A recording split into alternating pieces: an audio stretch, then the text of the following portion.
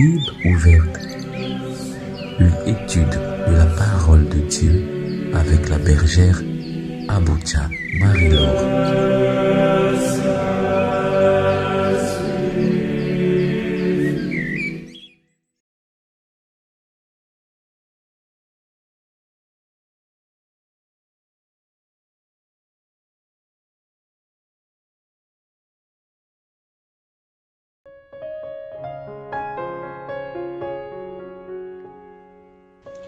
Shalom, chers frères et sœurs en Christ. Shalom, chers fils et filles de l'Alliance. Nous sommes aujourd'hui le mardi 12 mai 2020. Et c'est avec beaucoup de joie que nous reprenons nos méditations quotidiennes sur la plateforme. Je suis très heureuse de vous retrouver après ce moment d'interruption. Que Dieu vous bénisse. Merci pour votre patience. Merci pour vos prières. Merci pour tout ce que chacun dans le secret a fait pour que la situation soit rétablie.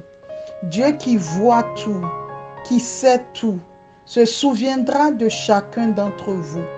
Que Dieu vous bénisse. Nous nous disposons pour la prière de ce matin. Au nom du Père et du Fils et du Saint-Esprit. Amen. Reçois de moi le parfum qui t'est dû. Le parfum qui t'est dû. La beauté de ton nom. La beauté de ton nom. En mon âme est perdue. Je veux n'être qu'à toi. Jésus, je t'aime. Jésus, je t'aime. Reçois du peu que je trouve à donner. Pour l'amour que mes yeux n'ont pas su te montrer. Je veux n'être qu'à toi. Je veux n'être qu'à toi. Jésus, je t'aime. Jésus, je t'aime. Rien n'est plus beau que ton nom. Rien n'est plus beau que ton nom. Rien n'est plus saint que le sang du pardon. Je veux n'être qu'à toi. Jésus, mon roi. Jésus, mon roi. Je ne veux rien que vouloir te louer. Je ne veux rien que vouloir te louer. Adorer ton Saint-Nom et ta fidélité. Je veux n'être qu'à toi.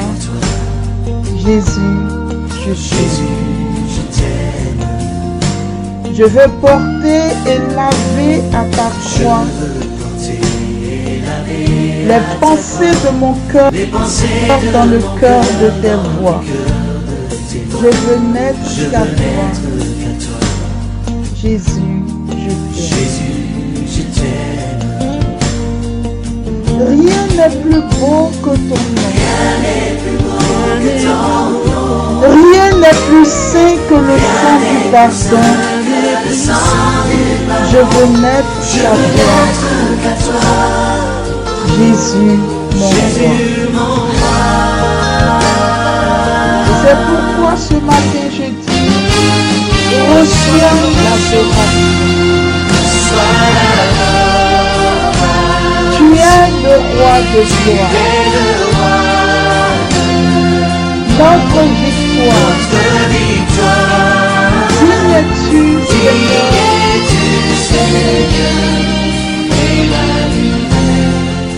Oh, nous te bénissons, oh notre Dieu. Nous te disons merci pour ta fidélité. Nous t'élevons en dignité. Il est bon de te louer, de t'adorer, de te magnifier. Et nous voulons ce matin te dire merci. Toi qui nous permets à nouveau, Seigneur, d'être réunis sur la plateforme. Toi qui nous rassembles autour de la méditation de ta parole. Bénis chacun de tes enfants qui écoutent le message de ce matin. Bénis-les, Seigneur, toi qui sais tout, qui vois tout. Seigneur, sonde chacun de leur cœur, visite-les au plus profond d'eux-mêmes. Rejoins chacun de tes enfants sur cette plateforme et bénis-les au-delà de ce qu'ils espèrent de toi. Nous te disons merci pour ta fidélité. Seigneur, merci pour ce que tu es et ce que tu représentes dans chacune de nos vies. Père, Nous te le demandons au nom de Jésus de Nazareth. Notre victoire, digne du Seigneur, Emmanuel, reçois l'adoration, tu es le roi de gloire. Notre victoire, digne du Seigneur, Emmanuel.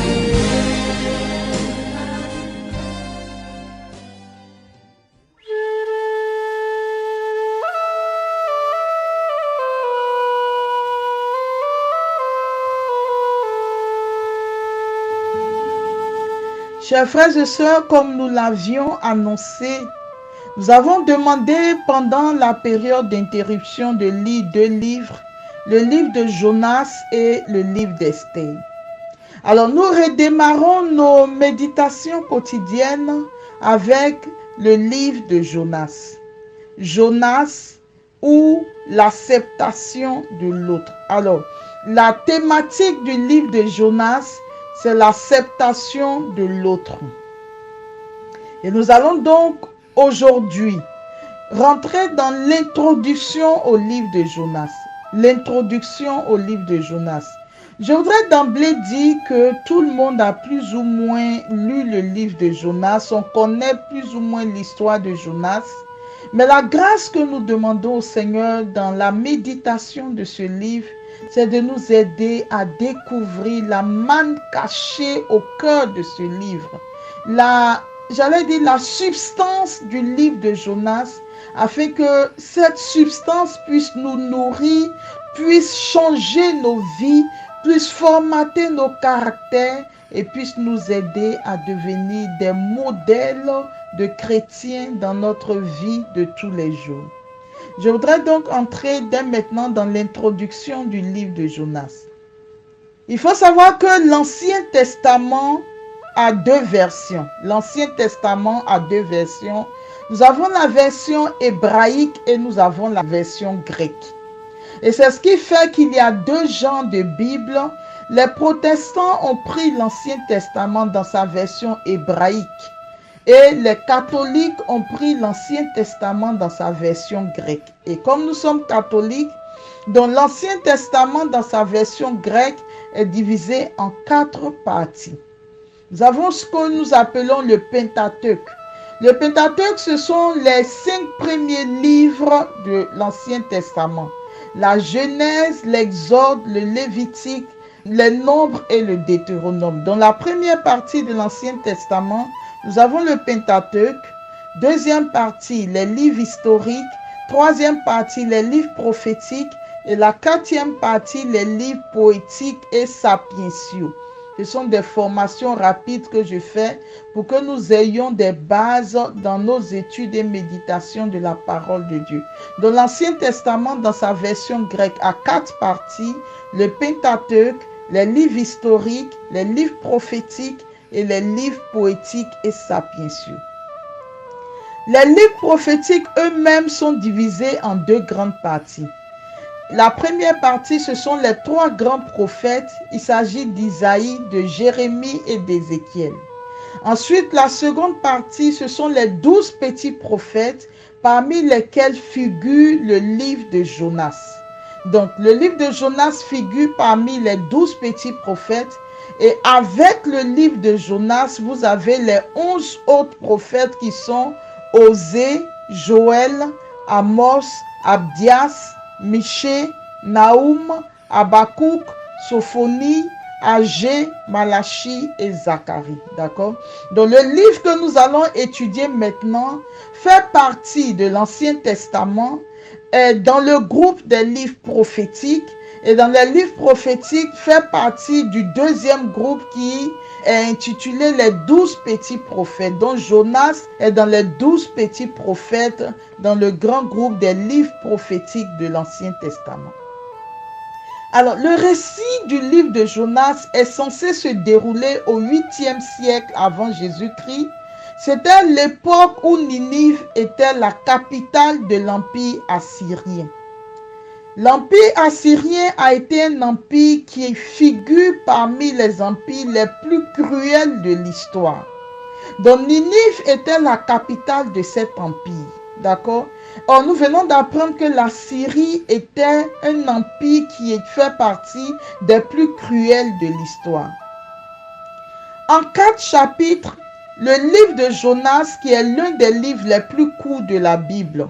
Si vous retournez dans le livre de Jonas, vous verrez que le livre de Jonas a 4 chapitres qui font en tout 48 versets. Donc le livre de Jonas, qui fait partie des livres les plus courts de la Bible, nous raconte l'histoire d'un certain Jonas aux prises avec une mission divine. Ce récit met en exergue les luttes intérieures, les résistances, les doutes, les colères, le désarroi du prophète dans la réponse à la mission que Dieu lui confie. Le livre est divisé en 2 grandes parties. La première partie va de Jonas chapitre 1, le verset 1, au chapitre 2, le verset 11. La première partie, Jonas chapitre 1, verset 1, au chapitre 2, le verset 11. Et la seconde partie va de Jonas, le chapitre 3, verset 1, au chapitre 4, le verset 11. Donc nous venons de voir rapidement l'introduction. Alors, il est important quand nous abordons un livre de la Bible de voir approximativement le contexte historique et le message central de ce livre. Quel est le contexte dans lequel le livre de Jonas a été écrit et qu'est-ce que Dieu veut nous dire à travers ce livre? Alors, il faut savoir sur le plan historique que dans l'Antiquité, Israël a vécu autour de grands empires, tels que l'empire babylonien, akkadien, l'empire égyptien, etc. Mais tous ces peuples du Proche-Orient ancien étaient des peuples qui adoraient plusieurs dieux. Donc c'était des peuples polythéistes. Ils avaient des dieux pour chaque chose de la vie. Un dieu pour la récolte, un dieu pour l'amour, un dieu pour la guerre. Donc, ils avaient plusieurs dieux et selon leurs préoccupations, ils se tournaient vers tel ou tel dieu. Seul Israël, dans cet environnement, avait un Dieu unique, qui est justement le Dieu d'Israël. Il est le Dieu d'Abraham, le Dieu d'Isaac et le Dieu de Jacob. Donc, vous comprenez que toute la religion des Juifs exclut de façon catégorique l'adoration des dieux païens. Et donc le peuple, dans sa religiosité, va aller parfois jusqu'à détruire des nations entières, des nations étrangères, des nations qui adorent plusieurs dieux, lorsque ce peuple progressait vers la terre promise.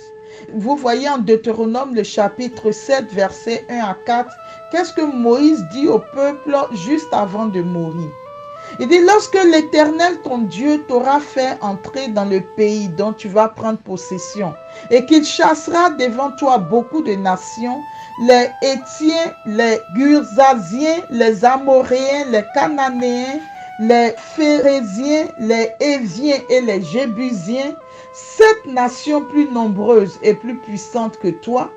Lorsque l'Éternel ton Dieu te les aura livrés et que tu les auras battus, tu les dévoueras par interdit, tu ne traiteras point d'alliance avec elles et tu ne leur feras point grâce. Tu ne contracteras point de mariage avec ces peuples. Tu ne donneras point tes filles à leurs fils et tu ne prendras point leurs filles pour tes fils. Car ils détourneraient de moi tes fils qui serviraient d'autres dieux et la colère de l'Éternel s'enflammerait contre vous. Il te détruirait promptement. Donc, dès le départ, le Seigneur donne à ce peuple de comprendre qu'il ne doit faire alliance qu'avec lui seul et ne pas se mélanger aux peuples étrangers qui risqueraient de les détourner de leur adoration du seul et vrai Dieu vers d'autres dieux qui ne sont en réalité pas des dieux. Israël comprend donc clairement qu'il doit être séparé des autres peuples païens. Et cette pensée va profondément s'enraciner dans la conscience populaire et traverser des siècles d'existence. Le livre de Jonas que nous allons étudier a justement été écrit dans la période du retour de la captivité en Babylone, donc dans la période post-exilique. Et ce livre vient répondre à une préoccupation. Est-ce qu'au fond, Dieu aime seulement les Juifs ou est-ce que son amour s'étend à tous les autres hommes? Cette situation est d'autant plus cruciale que ce problème se pose avec acuité dès le retour de la captivité des Juifs de Babylone. En effet, en 586, Jérusalem tombe aux mains des Babyloniens. Nous l'avons vu avec le livre du prophète Habakkuk. La prophétie se réalise. Jérusalem tombe effectivement aux mains des Babyloniens. Le temple est détruit. On crève les yeux du roi Sédécias et on déporte tous les hommes, les nobles, les bourgeois, les artisans, tous les hommes vaillants en Babylone. Comme l'a annoncé la prophétie de Jérémie, des années plus tard, sous Cyrus II, le grand roi de Perse, le peuple revient en Judée parce que Babylone lui-même a été annexé par les Juifs. Donc, une partie de la diaspora choisit de revenir en Judée tout en demeurant sous la tutelle des Perses. Alors, le problème qui va se poser, c'est que quand ces Juifs reviennent de la captivité, ils vont opérer deux actions importantes. La première, c'est de reconstruire le temple qui a été détruit par Nabuchodonosor, le roi de Babylone. Donc, ils vont se rassembler pour reconstruire le temple que les Babyloniens avaient détruit. Et les Samaritains qui, entre-temps, étaient sur leur territoire, parce que tous les hommes vaillants ont été déportés en captivité. Les Samaritains ont occupé également le territoire laissé vide pendant l'exil des Juifs. Les Samaritains donc viennent trouver les Juifs revenus de la captivité et leur proposent de les aider à reconstruire le temple que Nabuchodonosor a détruit. Et qu'est-ce qui va se passer? Esdras chapitre 4, versets 1 à 3, voici ce que les Juifs répondent aux Samaritains. Les ennemis de Juda et de Benjamin, donc il parle ici des Samaritains qui qualifient de leurs ennemis. Les ennemis de Juda et de Benjamin apprirent que les fils de la captivité bâtissaient un temple à l'Éternel, le Dieu d'Israël. Ils vinrent auprès de Zorobabel et des chefs de famille et leur dirent: nous bâtirons avec vous, car comme vous, nous invoquons votre Dieu. Et nous lui offrons des sacrifices depuis le temps d'Ésar-Haddon, roi d'Assyrie, qui nous a fait monter ici. Mais Zorobabel, Josué et les autres chefs des familles d'Israël leur répondirent: ce n'est pas à vous et à nous de bâtir la maison de notre Dieu.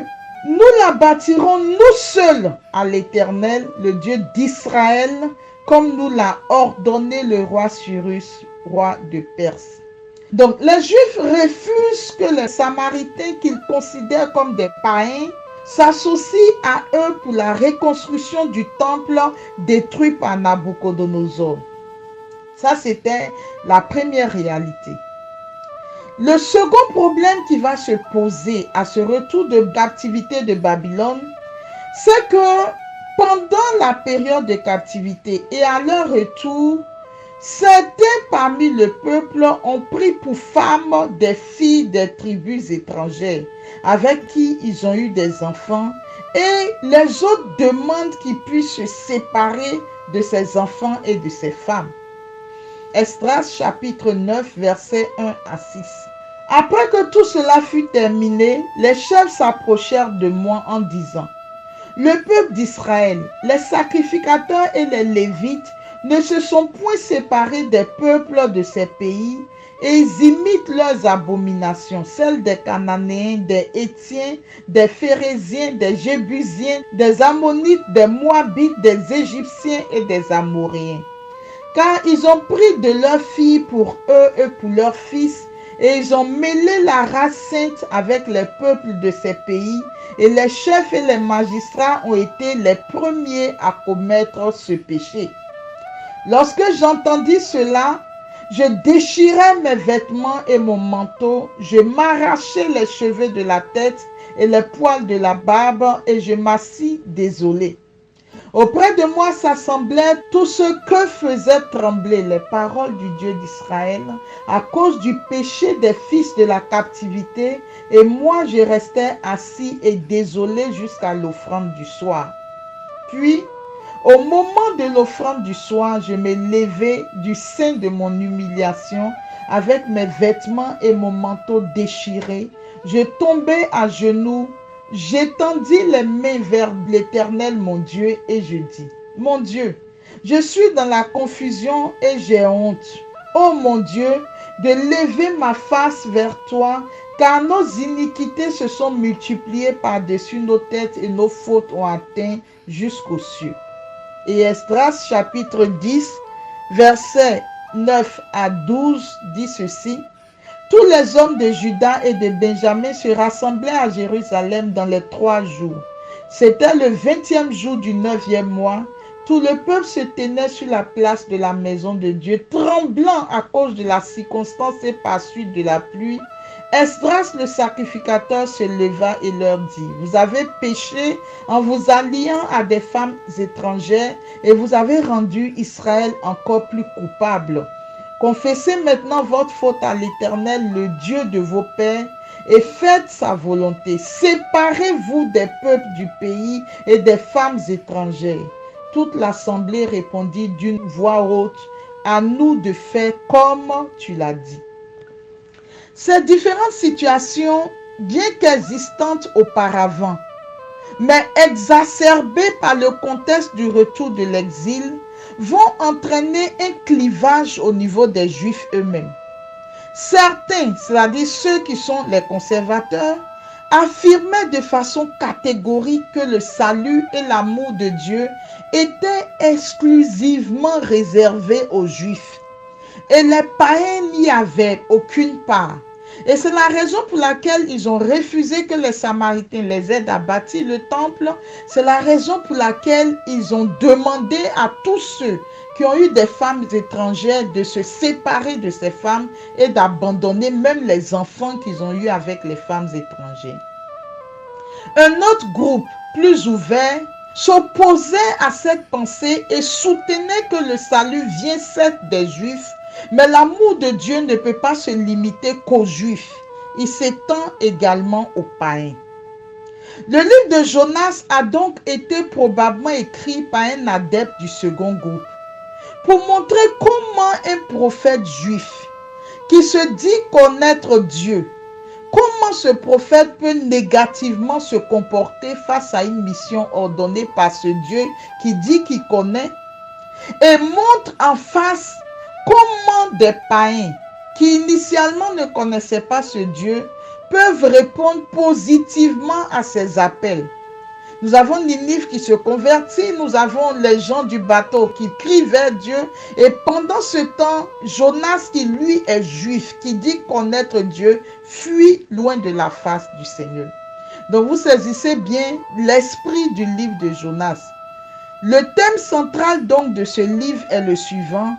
L'amour de Dieu est-il un amour universel qui s'étend aussi bien à Israël qu'aux nations païennes ou est-il un amour exclusivement réservé à Israël? C'est ce que nous allons essayer de découvrir dans la méditation de ce livre qui de prime abord ne donne pas le sens profond du livre. On a tendance à retenir l'histoire de Jonas qui a refusé une mission, qui était dans le poisson, qui arrive à Ninive, Ninive se convertit.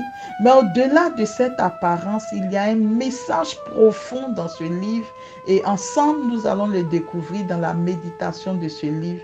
Je prie que Dieu vous bénisse, qu'il vous garde et je demande à ceux qui n'ont pas pu encore lire le livre de Jonas de le faire dans la journée d'aujourd'hui afin qu'à partir de demain, nous évoluions ensemble.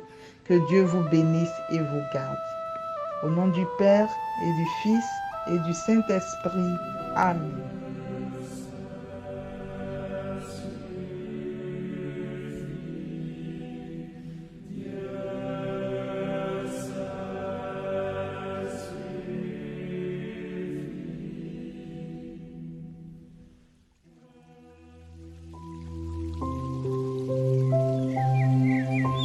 Vous venez de suivre la Bible ouverte, une étude de la parole de Dieu avec la bergère Aboutia Marie-Laure.